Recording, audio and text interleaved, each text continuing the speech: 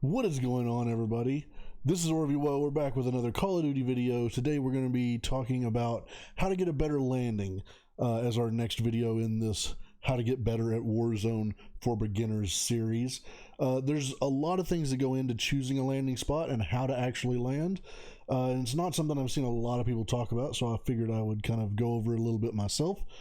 Before we jump into any kind of gameplay or what we want to do on the actual map, you do need to make one change in your settings if you haven't already. Right down here under controller, it's on mouse and keyboard as well. Whether you're PC or console, you can do this. You want to change your parachute auto deploy to disabled. It will make a huge difference on how low you can land to the ground without that parachute auto deploying. Now, you will need to watch, because with this off, if you're used to playing with it on, you will die. You will fall and your chute won't come out when you're expecting it to, and you will die. So you do have to have the awareness for that, but with that in mind, we should be good. We're going to go to Don't Fill. We're going to work on this in Plunder Trios, but the same applies for everything I'm going to say. This is all for Warzone, essentially. Now, there are really kind of two schools of thought on landing situations when you're beginning and trying to get better at the game. You will see a lot of streamers tell you that the only way to get better at the game is to land super hot, get into a bunch of gunfights, and then you'll just get better, but it takes forever and you die a ton all the time. I think that there is some merit to that if you already have some gun skill. And have the time and ability to persevere through the initial month of that or whatever that it takes. Other than that, if that doesn't sound like you, if you're only getting a few games a night, or if you just don't want to ram your head into a wall forever, then what I would say is don't do the full inverse. The full inverse is what they're afraid of people doing and it not helping, and it's true, is you can't just go land on a tree or grab a gun and then land on a tree out in the middle of nowhere and expect to get better at the game. Even if the circle closed down directly on you, you're probably going to lose your last gunfight more often than not if you don't have the practice. So we need some kind of in-between, and there's nothing wrong with landing hot. It is a solid strategy, but it's going to take a lot of work and a lot of time. So what I like to do instead, let's imagine that we've got a kind of a normal circle like this here. What I would normally do is pick somewhere on the outside edge of the circle, here, somewhere with a buy station, but that's kind of out of the way, so there's probably not a ton of people. And I like, especially as I was getting better at battle royals, is I would go and I would land at those places, loot, get a loadout, and then push good fights. That way, one, I can learn how to do that and how to get into engagements that favor me, and then two, I'm winning more of those. Even when I was not very good at like starting in Fortnite and things like that, if I'm the one pushing the fight, I'm already at an advantage because the other guys probably don't know I'm coming for the most part. Sometimes they will, but that's what we want to do. So let's just imagine that there's a circle like we were saying, kind of like this. Kind of your normal circle for this cell here. And where's this a buy station? Okay, well, there's one here. That's pretty good, kind of on the outside. We're a little close to it on the flight path, so people might go there. And again, we're talking plunder here. We're in plunder, but we're talking Warzone. If there's scavengers, people are much more likely to land there. So this would not be a bad spot. Also, you don't have to land directly on buys, so like military would be good. You can loot through here, and then you've got buy stations there and here that you can fall back to. This, depending on where our actual circle might be, we'll say this is on the edge of it here. Let's go here. So if my dogs are going insane, another thing you can do is, that looks like a pretty long flight, right? You may or may not already know about this, but if I fly straight at this, I'm probably not making it. If I turn directly sideways, you can use the map to kind of angle yourself. There you go. And then just either hold your control stick or, you know, your mouse or however you're flying directly sideways. You will fly I don't know what the exact number is, but I do know that no matter where the plane flies on the map, and no matter where you're trying to get, if you fly sideways, you can make it to any spot on the map. This is also incredibly important for when you come back from the gulag. You may be a mile away from everything you need to be around. Flying sideways, you can stay incredibly high, so people usually aren't gonna shoot you out of the sky while you do this. But you can see I'm already we were over here, I think it was like 1,600 meters or whatever, and now I can even drop and fly like this if I want to. But I could make it anywhere. I can make it out of bounds up into these mountains if I wanted. Now, as you're coming to land, if you know the area you're going to, that's always a plus, because then you can kind of know where you might land to get guns, where other people like to land. Let's say we were going to this building instead, okay? So you're landing, say it might be a little hot as you're coming in. So you're going in to land like this. You want to try and aim and find for a gun. Boxes are good. There's a bad pickup there. So you want to be able to get that a little smoother. Boxes are good to land on, but if you know people are around you, having to do this and then having to do that, even if you are fast and then turn to shoot, someone's going to land on you and punch you to death. That's just what's going to happen. The melee system on this game is, I think most people hate it. So it's not something that's going to work very good. You're going to land, you're going to be looking in your box, especially if you are a little new and you're not super quick at picking everything. They're going to land right behind you.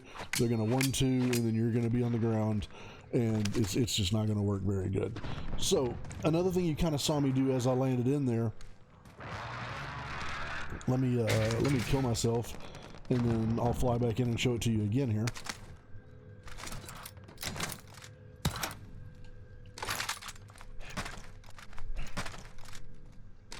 Oh my gosh. Okay, how do I... There it is. There we go. I haven't done it without YY in so long. So one thing you can kind of do as you're flying in, there's actually two things I want to talk about, but one, if you're looking at like a spot to land, if you aim with your gun, you can see much better. Your field of view kind of tightens up a little. And you can see a lot better as you go to land. So you can use that as you're jumping and flying. It won't work very good there, but you can kind of use that to see where guns are a little easier.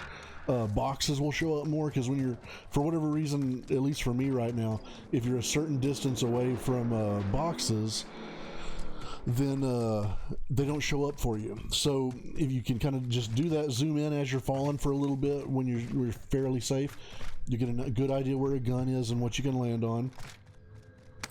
One other thing that we want to do while you are falling in is to make sure that you are aware of what's going on around you and who's coming with you. So something that I don't do nearly enough. Let's see if I can find something to kill myself with it again here. Well, this will probably work. Primary LZs are marked. Extract is standing by. There we go. It's using your free look as you're flying in. So we're in here, we're coming in. You can hear people, obviously, when you're landing. There's people flying near you, but sometimes your teammates will kind of confuse you with the same sound if they're going in the same place. So this free look is enormous for picking out people as you're coming through.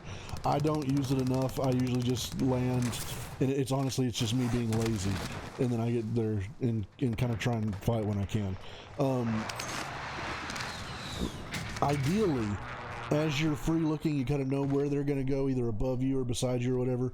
You can land and get something and get a good fight. Now, if you forgot to free look, or if you just didn't have time, or whatever, if you know someone's not landing directly on you, another really good thing to do when you land, right when you hit, is to turn around and look and see where everyone else is going. If you happen to land on a decent gun, you can pick some people off out of the sky. If not, you might be able to tell, okay, 2 people are following my friends in. Maybe I landed way in front of everybody. 2 people are following my friends in. Now I can let them know whatever may be going on.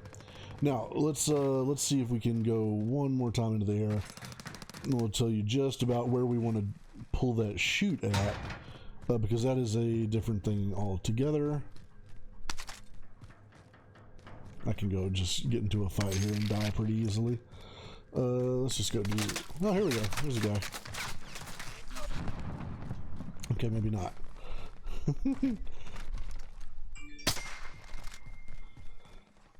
Did this guy die, or was he not even shooting at me? Was he just shooting... This is me.